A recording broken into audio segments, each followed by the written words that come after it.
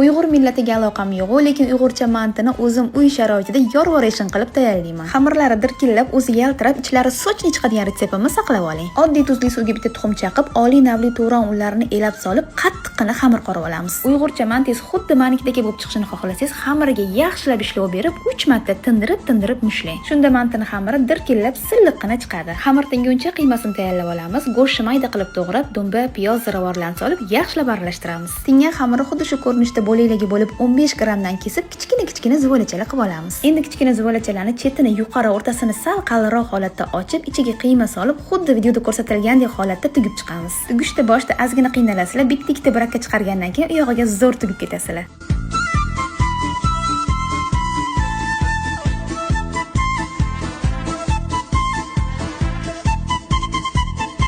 Endi chiroyli mantilarni tegini yog'lab diskga terib 20 daqiqa pishgandan keyin yuzidan muzdek suv quyib yuborsanglar, xamirlaringlar yaltirab, silliqqina va yumshoqqina chiqadi. Yana 20 daqiqa pishirib dasturxonga tortishdan oldin yuziga ozgina yog' surib yuborsanglar, mantilar yana ham go'zallashib ketadi. Iftorlik qilganda ikkita tortish uchun uyda o'zingizlar tayyorlasanglar, ancha arzonga tushasizlar.